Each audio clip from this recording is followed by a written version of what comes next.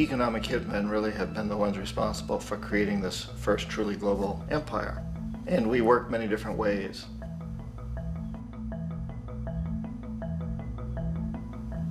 But perhaps the most common is that we will identify a country that has resources our corporations covet, like oil, and then arrange a huge loan to that country from the World Bank or one of its sister organizations.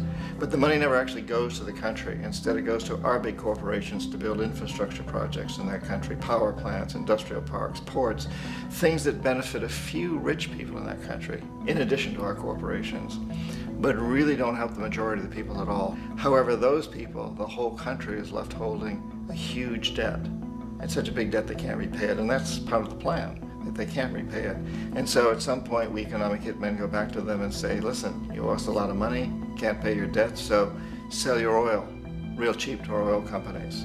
Allow us to build a military base in your country, or send troops in support of ours to someplace in the world like Iraq, or vote with us on the next UN vote.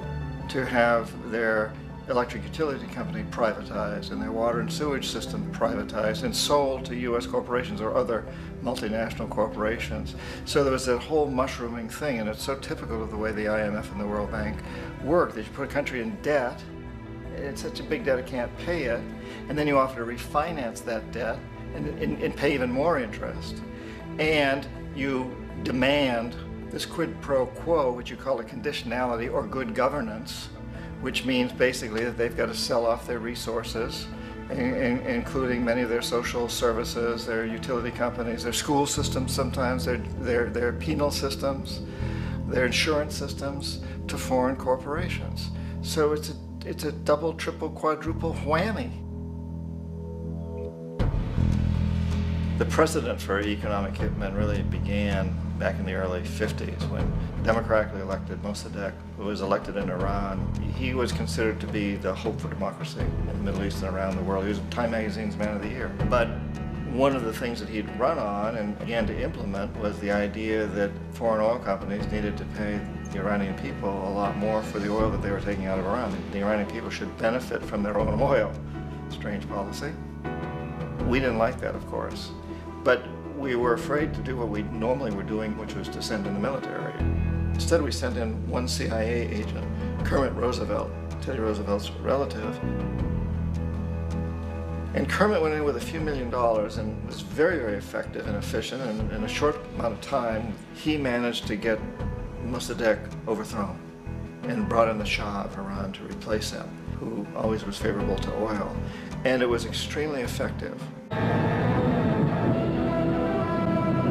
Mobs overflow Tehran. Army officers shout that Mossadegh has surrendered and his regime as virtual dictator of Iran is ended. Pictures of the Shah are paraded through the streets as sentiment reverses. The Shah is welcomed home. So back here in the United States, in Washington, people looked around and said, wow, that was easy and cheap. So this established a whole new way of manipulating countries, of creating empire. The only problem with Roosevelt was that he was a card-carrying CIA agent, and had he been caught, the ramifications could have been pretty serious.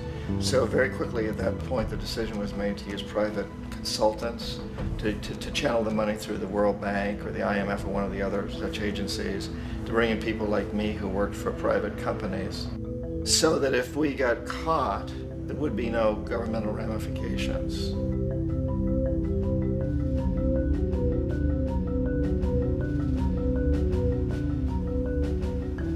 When Arbenz became president of Guatemala, the country was very much under the thumbs of United Fruit Company, the big international corporations. And Arbenz ran on this ticket that says, you know, we want to get the land back to the people.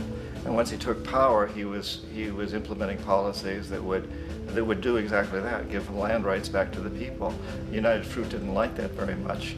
And so they hired a public relations firm, launched a huge campaign in the United States to convince the United States people, the citizens of the United States, and the press of the United States, and the Congress of the United States, that Arbenz was a Soviet puppet, and that if we allowed him to stay in power, the Soviets would have a foothold in this hemisphere. And that at that point in time was a huge fear on everybody's mind, the Red Terror, the communist terror.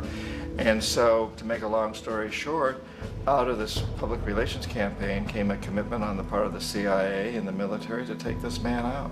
And in fact, we did. We sent in planes, we sent in soldiers, we sent in jackals, we sent everything in to take him out, and did take him out. And as soon as he was removed from office, the new guy that took over after him basically reinstated everything to the big international corporations, including United Fruit.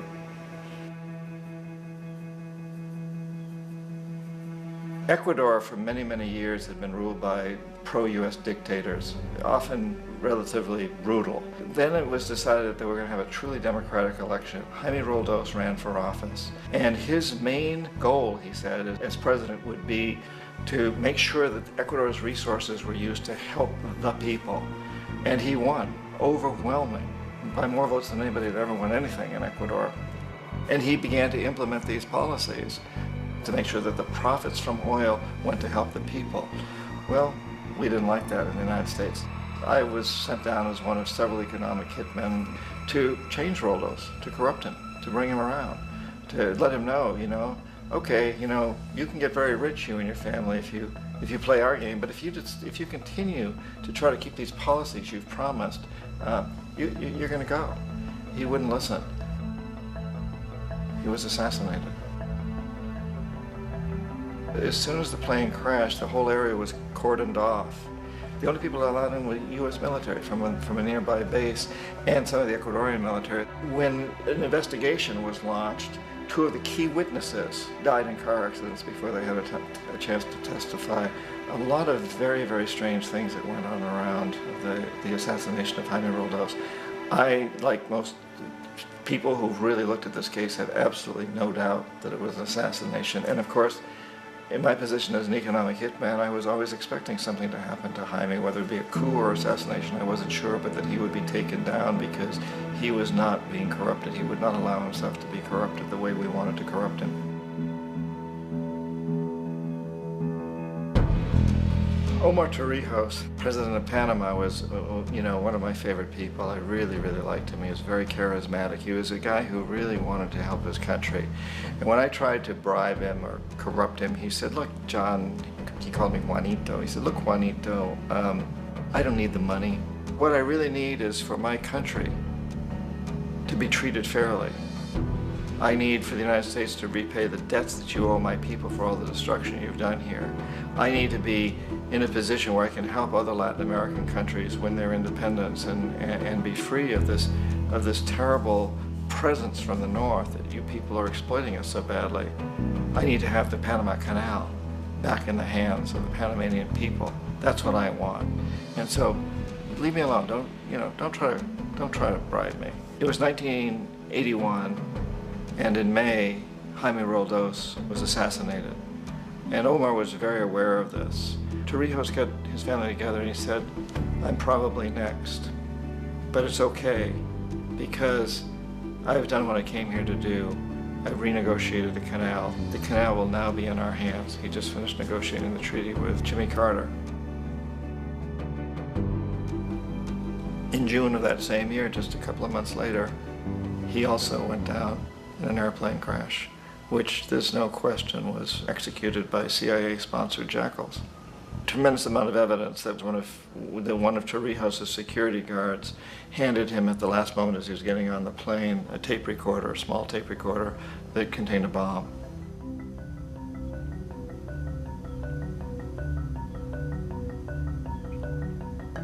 It is interesting to me how this system has continued pretty much the same way for years and years and years, except the economic hitmen have got better and better and better. Then we come up with, very recently, what happened in Venezuela. In 1998, Hugo Chavez gets elected president, following a long line of presidents who had been very corrupt and basically destroyed the economy of the country. And Chavez was elected amidst all that. Chavez stood up to the United States, and he's done it primarily demanding that Venezuelan oil be used to help the Venezuelan people. Well, we didn't like that in the United States. So in 2002, a coup was staged, which there's no question in my mind, and most other people's minds, that the CIA was behind that coup.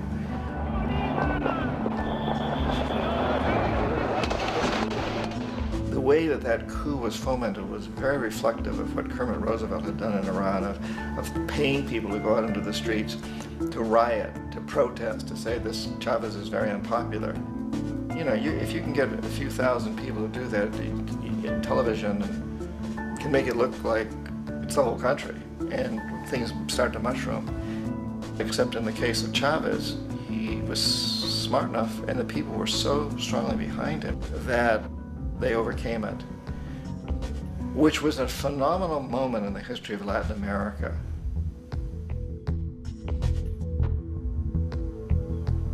Iraq actually is a perfect example of the way the whole system works. So we economic hitmen are the first line of defense. We go in and we try to corrupt governments and get them to accept these huge loans, which we then use as leverage to basically own them.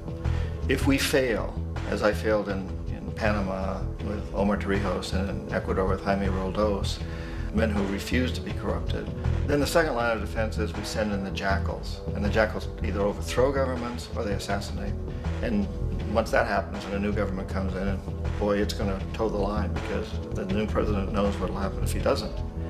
In the case of Iraq, both of those things failed. Economic hitmen were not able to get through to Saddam Hussein. We tried very hard. We tried to get him to accept a deal very similar to what the House of Saud had accepted in Saudi Arabia, but he wouldn't accept it. And so the jackals went in to take him out. They couldn't do it. His security was very good. After all, he had one time worked for the CIA. He'd been hired to assassinate a former president of Iraq and failed, but he knew the system. So in '91, we send in the troops and we take out the Iraqi military. So we assume at that point that Saddam Hussein is going to come around. We could have taken him out, of course, at that time, but we didn't want to. He's the kind of strong man we like. He controls his people. We thought he could control the Kurds and keep the Iranians in their border and keep pumping oil for us. And then once we took out his military, now he's going to come around. So the economic hitmen go back in the 90s without success. If they'd had success, he'd still be running the country. We'd be selling him all the fighter jets he wants and everything else he wants. But they couldn't, they didn't have success. The jackals couldn't take him out again, so we sent the military in once again, and this time we did the complete job and took him out, and in the process created for ourselves some very, very lucrative construction deals. We had to reconstruct a country that we'd essentially destroyed, which is a pretty good deal if you own construction companies, big ones. So, you know, Iraq shows the three stages. The economic hitmen failed there, the jackals failed there, and as a final measure, the military goes in. And in that way, we've really created an empire, but we've done it very, very subtly. It's clandestine. All the empires of the past were built on the military, and everybody knew they were building them. So the British knew they were building them, the French, the Germans, the Romans, the Greeks. And they were proud of it, and they always had some excuse, like spreading civilization, spreading some religion, something like that. But they knew they were doing it. We don't. The majority of the people in the United States have no idea that we're living off the benefits of a clandestine empire, that today there's more slavery in the world than ever before. And then you have to ask yourself, well, if it's an empire, then who's the emperor? Obviously, our presidents of the United States are not emperors. An emperor is someone who's not elected, doesn't serve a limited term, and doesn't report to anyone, essentially. So you can't classify our presidents that way. But we do have what I consider to be the equivalent of the emperor, and it's what I call the corporatocracy. The corporatocracy is this group of individuals who run our biggest corporations, and they really act as the emperor of this empire. They control our media, either through direct ownership or advertising. They control most of our politicians because they finance their campaigns, either through their corporations or through personal contributions that come out of the corporations. They're not elected, they don't serve a limited term, they don't report to anybody. And at the very top of the corporatocracy, you really can't tell whether a person's working for a private corporation or the government because they're always moving back and forth. So, you know, you've got a guy who one moment is the president of a big construction company like Halliburton, and the next moment he's vice president of the United States, or the president who is in the oil business. And this is true whether you've got Democrats or Republicans in the office. You have them moving back and forth through the revolving door. And in a way, Our government is invisible a lot of the time, and its policies are carried out by our corporations on one level or another. And then again, the policies of the government are basically forged by the corporatocracy and then presented to the government. They become government policy. So it's an incredibly cozy relationship. This isn't a conspiracy theory type of thing. These people don't have to get together and plot to do things. They all basically work under one primary assumption, and that is that they must maximize profits regardless of the social and environmental costs.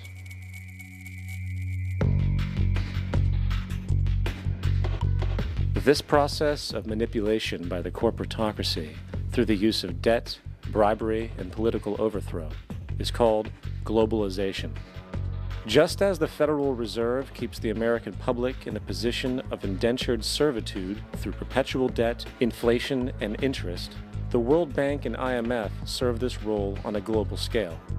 The basic scam is simple. Put a country in debt either by its own indiscretion or through corrupting the leader of that country, then impose conditionalities or structural adjustment policies, often consisting of the following. Currency devaluation. When the value of a currency drops, so does everything valued in it. This makes indigenous resources available to predator countries at a fraction of their worth. Large funding cuts for social programs. These usually include education and healthcare, compromising the well-being and integrity of the society, leaving the public vulnerable to exploitation. Privatization of state-owned enterprises. This means that socially important systems can be purchased and regulated by foreign corporations for profit. For example, in 1999, the World Bank insisted that the Bolivian government sell the public water system of its third largest city to a subsidy of the U.S. corporation Bechtel. As soon as this occurred, water bills for the already impoverished local residents skyrocketed. It wasn't until after a full-blown revolt by the people that the Bechtel contract was nullified. Then there is trade liberalization, or the opening up of the economy through removing any restrictions on foreign trade. This allows for a number of abusive economic manifestations, such as transnational corporations bringing in their own mass-produced products, undercutting the indigenous production and ruining local economies. An example is Jamaica, which, after accepting loans and conditionalities from the World Bank, lost its largest cash crop markets due to competition with Western imports.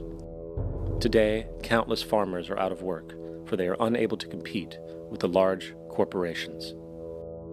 Another variation is the creation of numerous, seemingly unnoticed, unregulated, inhumane sweatshop factories, which take advantage of the imposed economic hardship. Additionally, due to production deregulation, environmental destruction is perpetual, as a country's resources are often exploited by the indifferent corporations while outputting large amounts of deliberate pollution. The largest environmental lawsuit in the history of the world today is being brought on behalf of 30,000 Ecuadorian Amazonian people against Texaco, which is now owned by Chevron. So today it's against Chevron, but for activities conducted by Texaco. Estimated to be more than 18 times what the Exxon Valdez dumped into the coast of Alaska. In the case of Ecuador, it wasn't an accident. The oil companies did it intentionally. They knew they were doing it to save money out there rather than arranging for a proper disposal. Furthermore, a cursory glance at the performance record of the World Bank reveals that the institution, which publicly claims to help poor countries develop and alleviate poverty, has done nothing but increase poverty and the wealth gap, while corporate profits soar. In 1960, the income gap between the fifth of the world's people in the richest countries versus the fifth in the poorest countries was 30 to 1. By 1998, it was 74 to 1. While global GNP rose 40% between 1970 and 1985, those in poverty actually increased by 17%. While from 1985 to 2000, those living on less than $1 a day increased by 18%. Even the Joint Economic Committee of the U.S. Congress admitted that there is a mere 40% success rate of all World Bank projects. In the late 1960s, the World Bank intervened in Ecuador with large loans. During the next 30 years, poverty grew from 50% to 70%. Under or unemployment grew from 15 to 70%. Public debt increased from 240 million to 16 billion, while the share of resources allocated to the poor went from 20% to 6%. In fact, by the year 2000, 50% of Ecuador's national budget had to be allocated for paying its debts. It is important to understand the World Bank is, in fact, a U.S. bank, supporting U.S. interests, for the United States holds veto power over decisions, as it is the largest provider of capital. And where did it get this money? You guessed it, it made it out of thin air through the fractional reserve banking system. Of the world's top 100 economies, as based on annual GDP, 51 are corporations, and 47 of that 51 are U.S.-based. Walmart, General Motors, and Exxon are more economically powerful than Saudi Arabia, Poland, Norway, South Africa, Finland, Indonesia, and many others. And as protective trade barriers are broken down, currencies tossed together and manipulated in floating markets, and state economies overturned in favor of open competition and global capitalism, the empire expands. You get up on your little 21-inch screen and howl about America and democracy. There is no America. There is no democracy. There is only IBM and ITT and AT&T and DuPont, Dow, Union Carbide, and Exxon. Those are the nations of the world today. What do you think the Russians talk about in their councils of state? Karl Marx? They get out their linear programming charts, statistical decision theories, Minimax solutions, and compute the price-cost probabilities of their transactions and investments, just like we do. We no longer live in a world of nations and ideologies, Mr. Beale. The world is a college of corporations, inexorably determined by the immutable bylaws of business. The world is a business, Mr. Beale.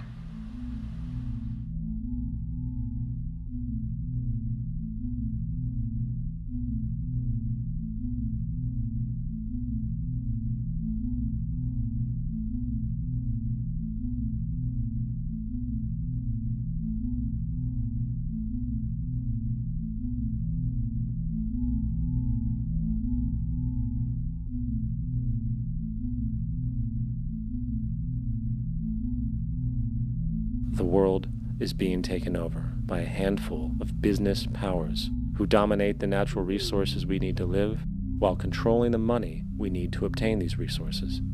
The end result will be world monopoly, based not on human life, but financial and corporate power.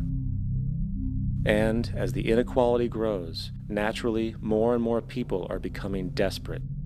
So the establishment was forced to come up with a new way to deal with anyone who challenges the system. So they gave birth to the terrorist. The term terrorist is an empty distinction, designed for any person or group who chooses to challenge the establishment. This isn't to be confused with the fictional Al-Qaeda, which was actually the name of a computer database for the US-supported Mujahideen in the 1980s.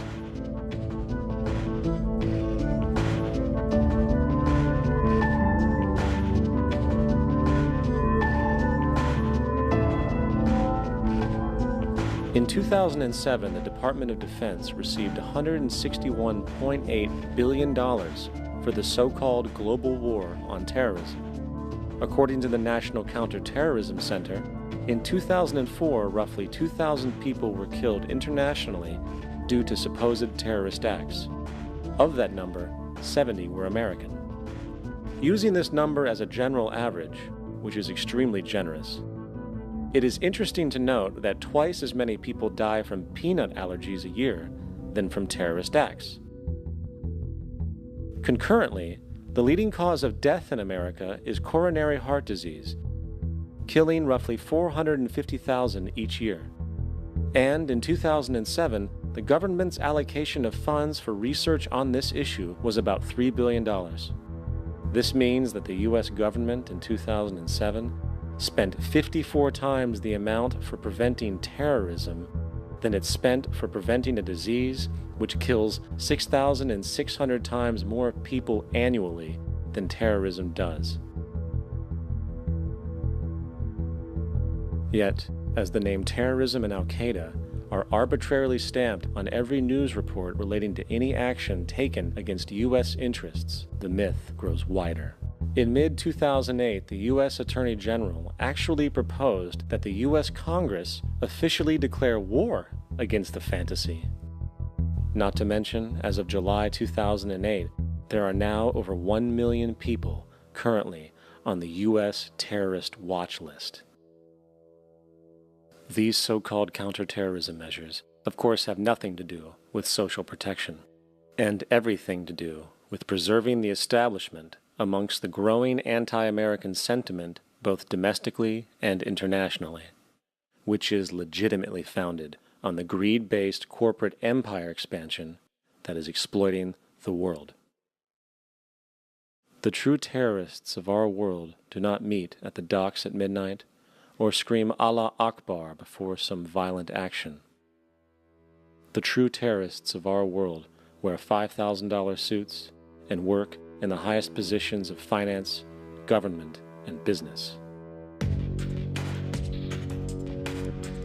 So, what do we do? How do we stop a system of greed and corruption that has so much power and momentum? How do we stop this aberrant group behavior which feels no compassion for, say, the millions slaughtered in Iraq and Afghanistan, so the corporatocracy can control energy resources and opium production for Wall Street profit?